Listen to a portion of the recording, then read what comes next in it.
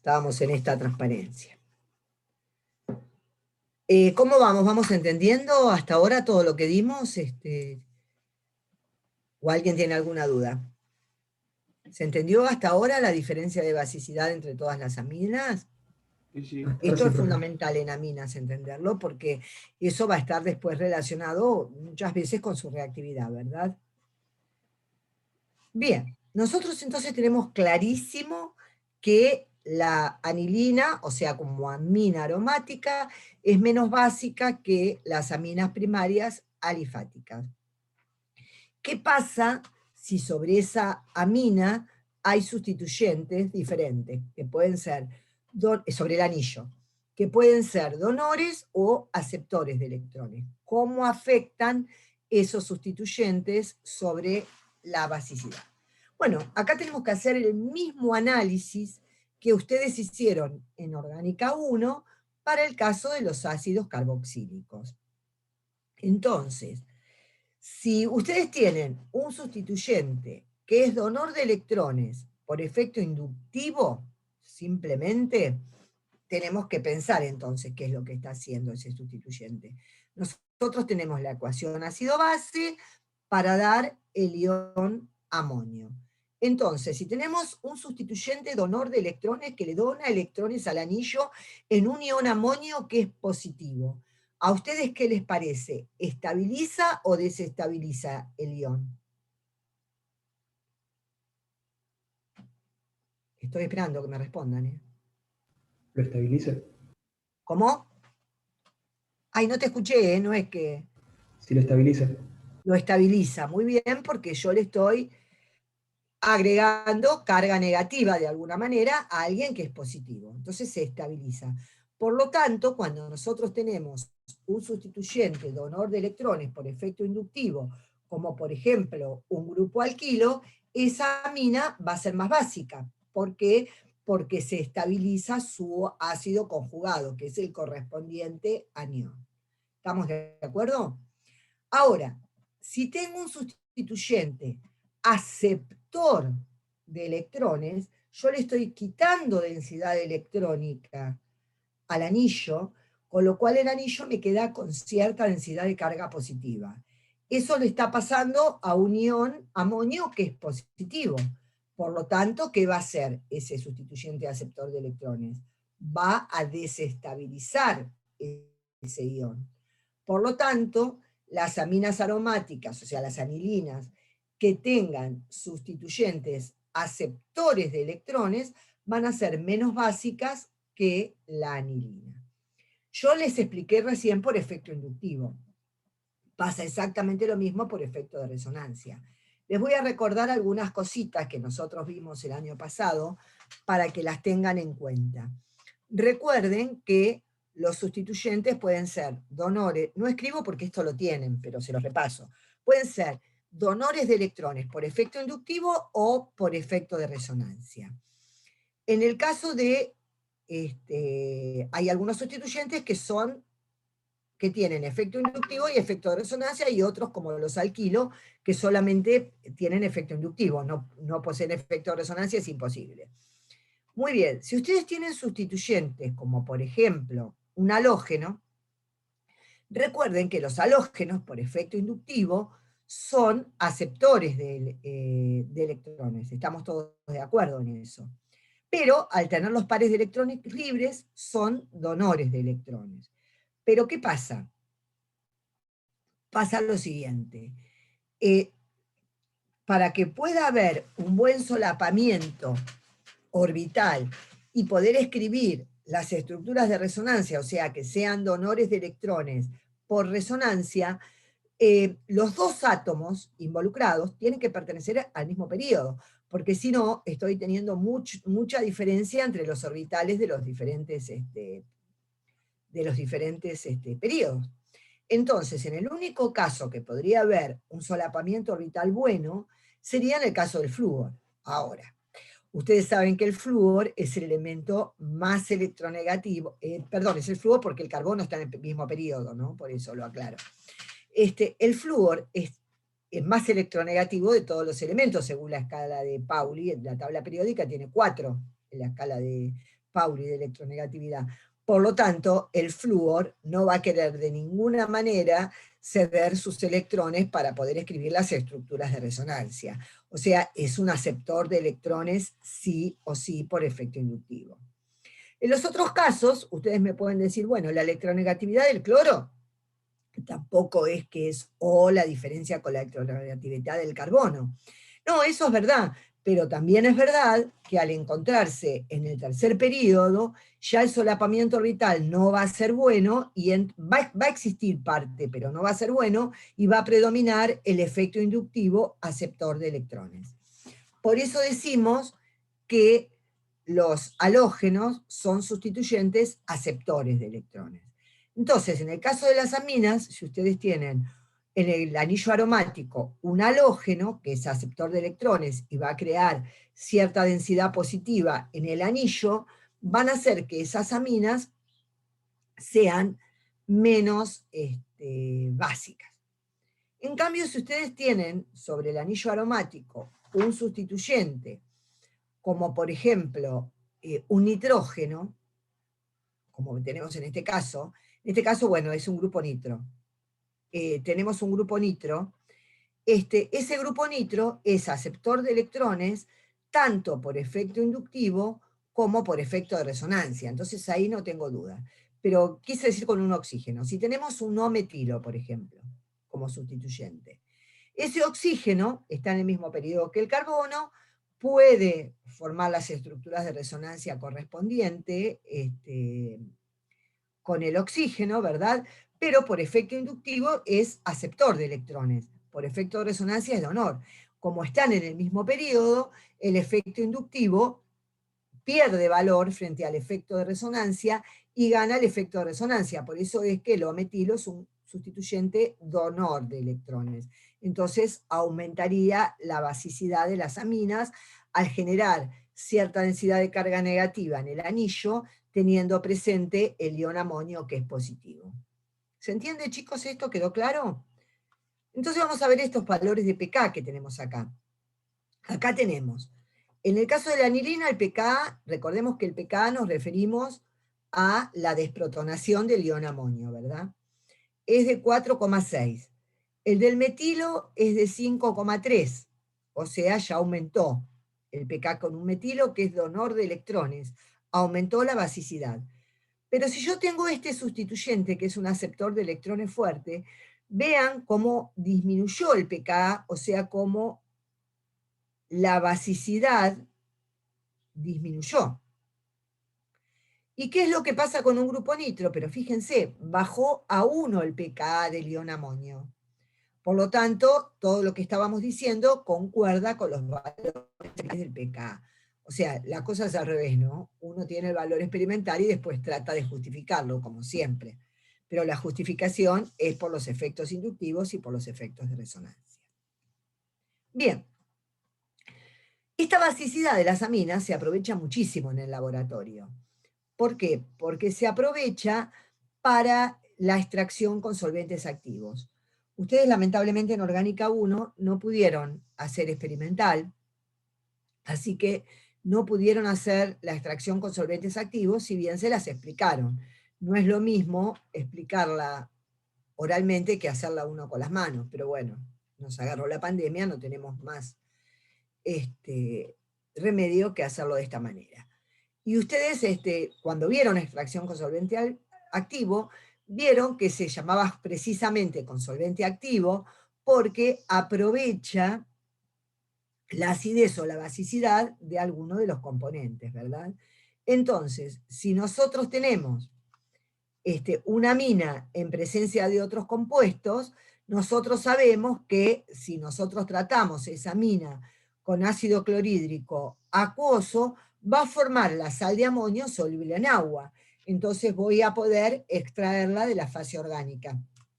Fíjense que acá tienen el dibujito de la ampolla de decantación, donde tienen una mezcla de diferentes cosas en la fase orgánica, y le agregan ácido clorhídrico acuoso, agitan, se separan las dos fases, y van a poder separar la fase acuosa, que es donde está presente la sal de amonio de la amina que ustedes tenían. obviamente esa sal de amonio en solución alcalina, o sea, con hidróxido de sodio, regenera la amina y entonces voy a poder tener separada de esa mezcla de reacción la amina que a mí me interesa.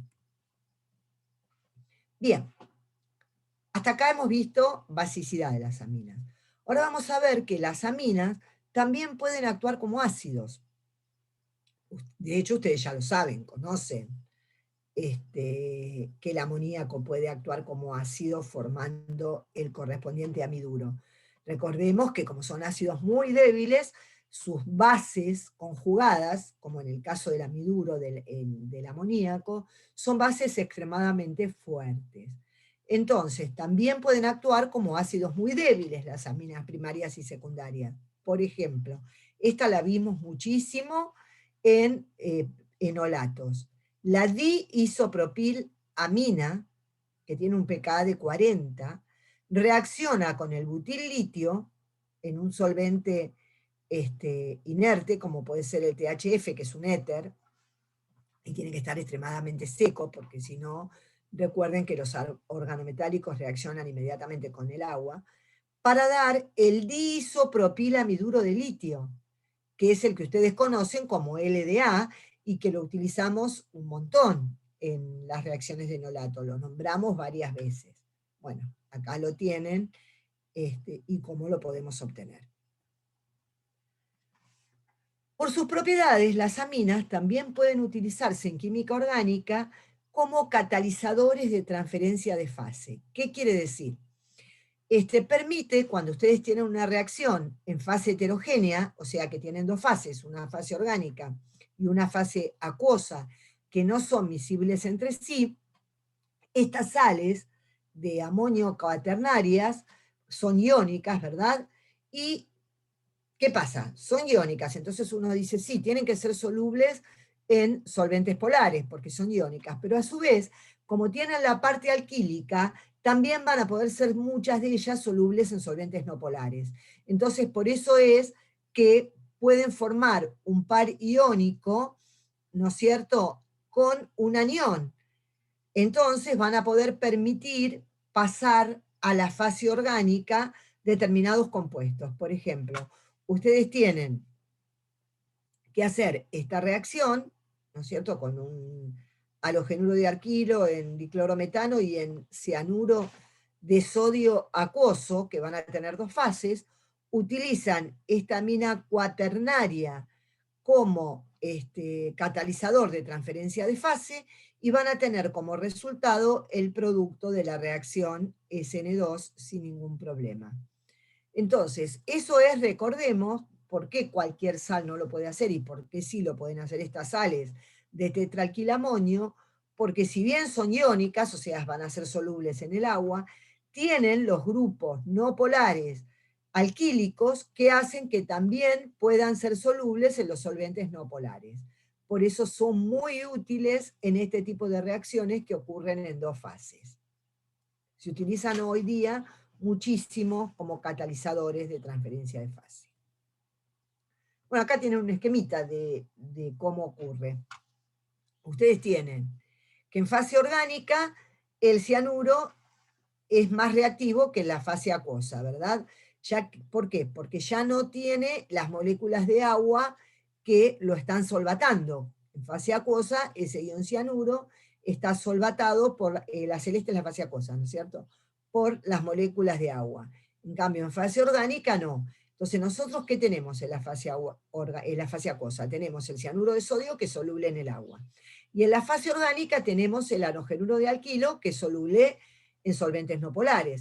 Este sal de amonio cuaternario es soluble en ambas, o sea que está en equilibrio entre las dos fases.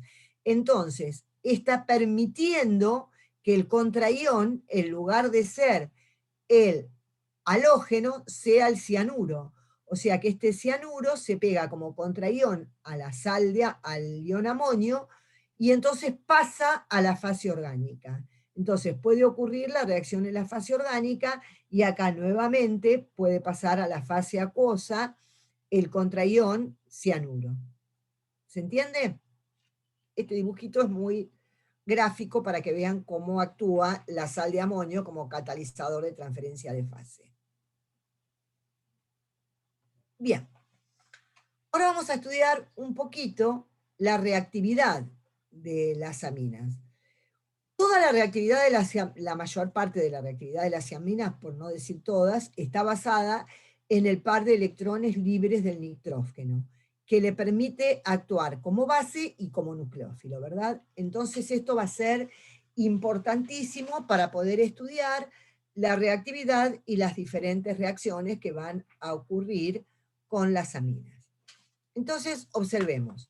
Nosotros estudiamos hace un ratito cómo reacciona una amina frente a un ácido formando la sal de amonio protonada, ese ion de amonio protonado, ¿verdad? La sal con el contraión del ácido. Cuando actúa como nucleófilo, va a atacar a un carbono electrofílico, como por ejemplo un halogenuro de alquilo, para generar un nuevo enlace nitrógeno-carbono. ¿Sí? O sea, generó también una sal de amonio acá, pero donde en lugar de haber atacado al protón, atacó a un carbono electrofílico, generando esta unión nitrógeno-carbono. ¿Qué pasa? Ahí ya me fui. El grupo saliente de una amina, en este caso el NH2, es una base, el amiduro, muy fuerte, de las más fuertes, ¿no es cierto? Entonces, las aminas no va a poder sufrir reacciones de sustitución o de eliminación, porque no, es imposible poder sacar ese grupo amino.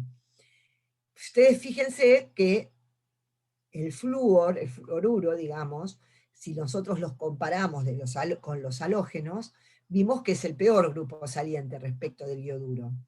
Bueno, sin embargo, es mejor grupo saliente que el oxidrilo y aún mejor grupo saliente que el amiduro. En cambio, si yo lo protono a ese grupo amino, como hago con el OH para formar agua, y en este caso formo amoníaco, se hace un grupo saliente mejor, pero no tan bueno como en el caso del agua, ¿no es cierto? Pero bueno, mejoro su carácter de grupo saliente y puedo llegar a sacarlo. El grupo saliente de una amina primaria es muy difícil de sustituir, al no ser tan bueno como el del alcohol, por un ion halogenuro, o si quiero formar el carbocatión, eliminar el amoníaco. Puede ocurrir en determinadas condiciones, pero no es tan sencillo como en el caso del alcohol protonado. Muy bien, básicamente las reacciones de las aminas las vamos a ver la próxima clase. Les hice como una introducción a las propiedades de las aminas para que ustedes ya la próxima clase, repasando esta teoría, que es lo que yo supongo que hacen, van a poder comprender mejor todas las reacciones en las que participan las aminas. Ahora, lo que sí vamos a ver hoy es cómo se preparan las aminas, cuáles son los métodos de obtención de estas aminas. Hay varios métodos de obtención. Uno de los métodos de obtención tiene que ver con la reacción que vimos recién, que es la reacción de alquilación del amoníaco, donde el amoníaco, a través del par de electrones del nitrógeno, ataca a un carbono electrofílico, por ejemplo, unido a un halogenuro de alquilo, generando la sal con ese grupo R en su molécula. Ahora la vamos a ver y vamos a ver qué desventajas presenta esta reacción. También lo puedo obtener a través de reacciones de reducción, que las vamos a ver en un ratito. Hay una reacción que es nueva para ustedes, que la vamos a ver, que se llama síntesis de Gabriel, que es un método excelente para obtener aminas. Y después vamos a ver dos transposiciones, que son métodos de obtención de aminas, que son la transposición de Hofmann y la transposición de Cope. Todas estas las vamos a ver hoy en el transcurso de la clase. Vamos a empezar a ver la reacción de alquilación del amoníaco o de las aminas también. Recordemos que es una reacción tipo SN2, donde el amoníaco, a partir de su par de electrones libres, ataca a este carbono que es electrofílico y se genera la salida del grupo saliente, formando la correspondiente sal de amonio cuaternaria. Esta sal de amonio cuaternaria, en presencia de hidróxido de sodio, genera la amina primaria. Pero esta amina primaria generada, a su vez, puede atacar nuevamente al halogenuro de alquilo presente, dando la sal de amonio cuaternaria y generando una amina secundaria, que a su vez puede atacar nuevamente al halogenuro de alquilo, generando la amina terciaria, que a su vez puede volver a atacar generando la sal de amonio cuaternaria. Entonces, acá hay un problema, porque se generan varios productos en esta reacción de alquilación de aminas. Entonces, para el químico orgánico no es un método muy útil para preparar aminas, al menos primarias. ¿Por qué? Porque esa amina primaria va a seguir reaccionando, porque recordemos que la amina primaria es más reactiva que el amoníaco, porque es un mejor nucleófilo que el amoníaco. Entonces va a reaccionar más rápidamente, y lo mismo pasa con la amina secundaria. Hay formas experimentales de tratar de obtener, por ejemplo, si mi objetivo es obtener una amina primaria, lo que yo puedo hacer es ir eliminando la amina a medida que se va formando, por ejemplo, ¿sí? Entonces, o poner exceso de amoníaco y que el reactivo limitante sea el halogenuro de alquilo. Entonces ahí voy a tratar de disminuir la secuencia de reacciones que ocurre con la alquilación del amoníaco y de las aminas. Pero ya les digo, generalmente se obtienen mezclas de productos, por eso es un método que no es considerado bueno desde el punto de vista sintético. Esta reacción de alquilación también puede ocurrir de manera intramolecular, o sea, si ustedes tienen en la misma molécula el nitrógeno y un grupo saliente como el halógeno, este nitrógeno va a atacar a este carbono, formando la que vimos hoy que tenía sus dos enantiómeros, que es la ciridina.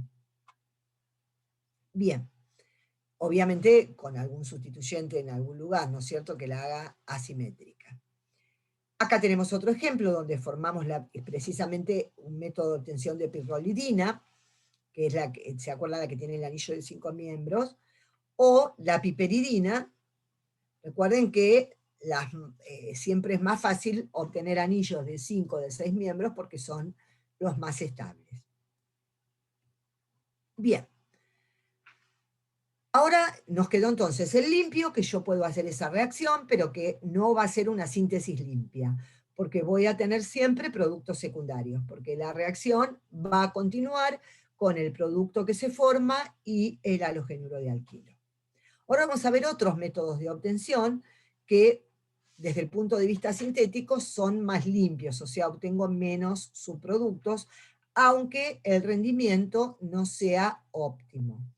Por ejemplo, reacciones de reducción, dijimos. ¿Qué puedo reducir yo para poder obtener una amina primaria? Nosotros ya de alguna manera, cuando vimos los derivados de ácidos, lo vimos.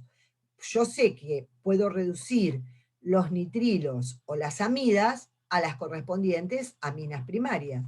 O sea, si yo tengo un nitrilo con tetrahidruro de aluminio, recuerden, tetrahidruro de aluminio y litio, no puedo usar boridruro, que es específico para aldehídos y cetonas. Tiene que ser tetrahidruro de aluminio y litio. Yo voy a reducir el nitrilo a amina primaria, o la correspondiente amida, amina primaria. Estas reacciones no tienen rendimientos altos, tienen rendimientos más bien bajos. Acá tienen el mecanismo de reducción, que es el ataque del hidruro al carbono del carbonílico de la amida, ¿no es cierto?, generando entonces un ion, donde acá tenemos unido la otra parte del hidruro.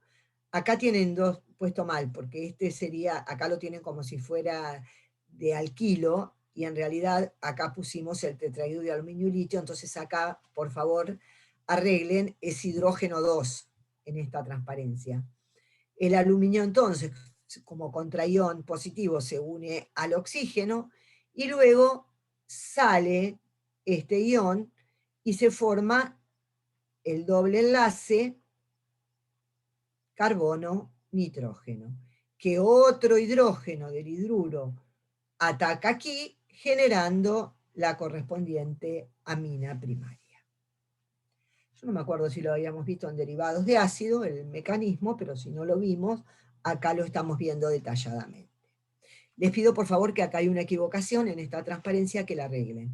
Acá no es aluminio R2, sino aluminio hidrógeno 2. Bien, si se trata de amidas que están sustituidas en el nitrógeno, la reducción con tetrahidruro de aluminio y litio va a generar una amina secundaria, con excelente rendimiento, fíjense, con un rendimiento del 92% la generan acá. En este otro caso, que también tienen una amida NN disustituida, van a generar una amina terciaria. Y esta amina terciaria también con excelente rendimiento, del 88%.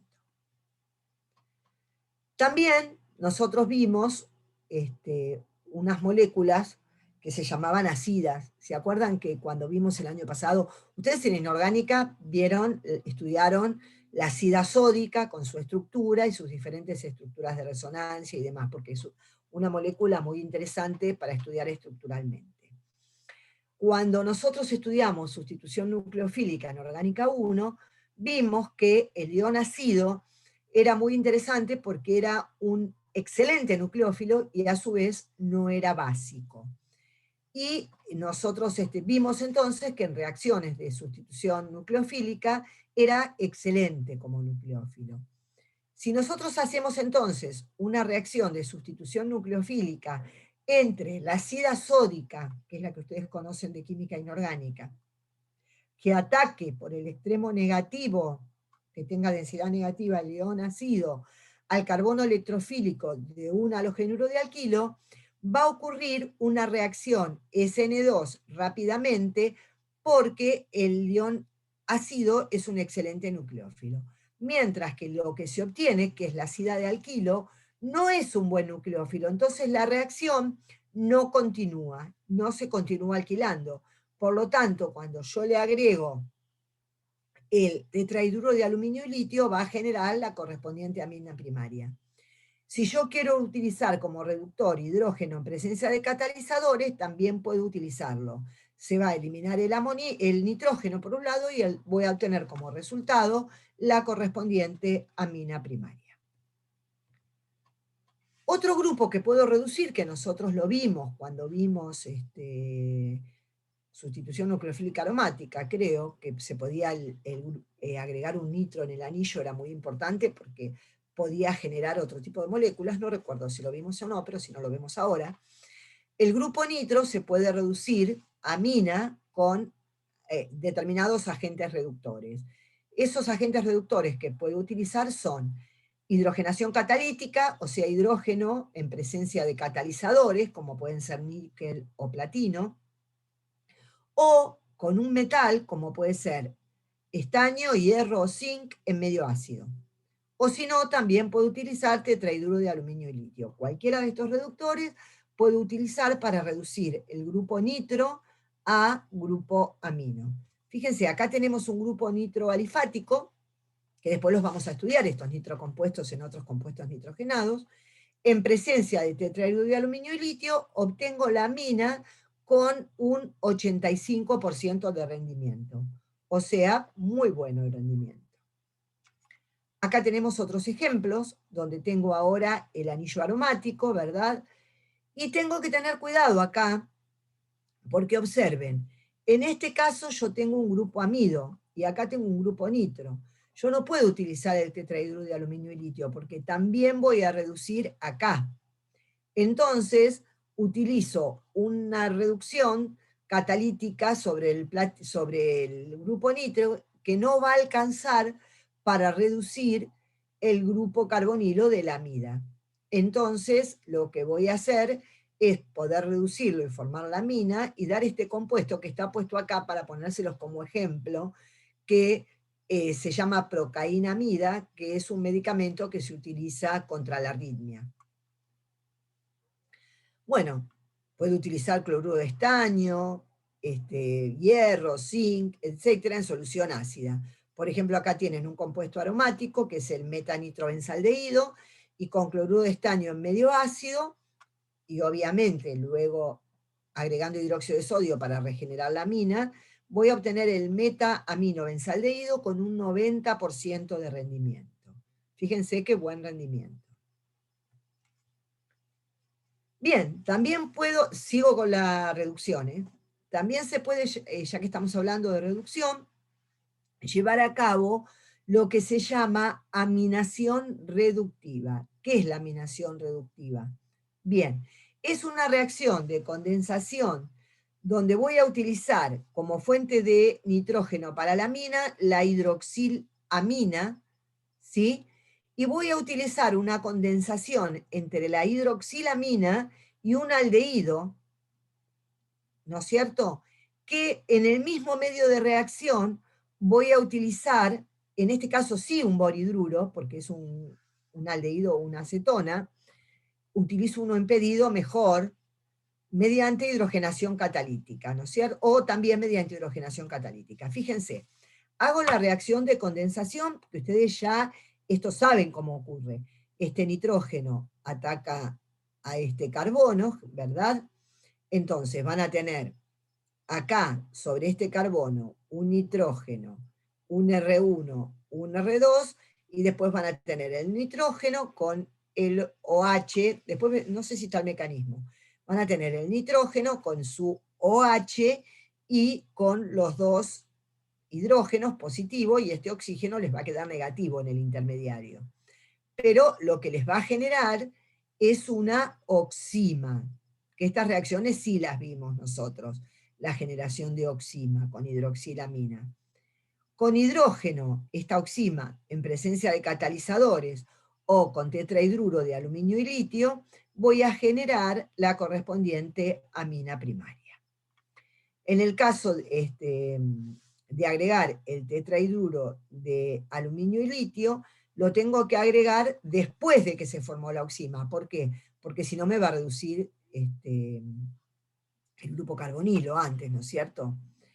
En cambio, si yo utilizo este boridruro, al tener un grupo ciano, disminuye la facilidad de transferencia del hidruro, entonces no ataca al grupo carbonilo, por eso utilizamos este hidruro si lo queremos hacer directamente. Si no, primero agregamos la hidroxilamina y en una etapa posterior agregamos el agente reductor. Fíjense que acá tienen el esquemita de por qué ese grupo ciano disminuye la facilidad con que se transmite el hidruro, ¿verdad? Porque acá en el boro yo voy a tener una densidad de carga negativa. Bien, también puedo reducir iminas. También vimos la formación de iminas en compuestos carbonílicos. Y esas iminas también se pueden reducir a aminas. Recordemos que utilizar este boridruro como agente reductor o hidrógeno permite hacer la reacción sin aislar la imina. ¿Por qué me la permite hacer sin aislar la amina? Porque la puedo agregar de entrada que no voy a tener problema, porque no va a reducir al grupo carbonilo. En cambio, el tetrahidruro de aluminio y litio lo tendría que agregar después, entonces no me sirve para hacerlo in situ. In situ quiere decir sin aislar el producto intermedio. Otra alternativa al ciano boridruro de sodio sería utilizar que tiene 3 grupos acetatos y un solo hidruro. Bien. Puedo también hacer esta misma reacción de aminación reductiva, pero para obtener aminas secundarias. Entonces, ¿cómo la voy a hacer? Y bueno, lo que voy a hacer es utilizar una reacción de condensación de un aldehído o de una acetona con una amina primaria, ¿verdad? Entonces, en lugar de la hidroxilamina. Entonces, lo que voy a obtener en ese caso, después de la reducción, es una amina secundaria. ¿Sí? Acá tienen otro ejemplo.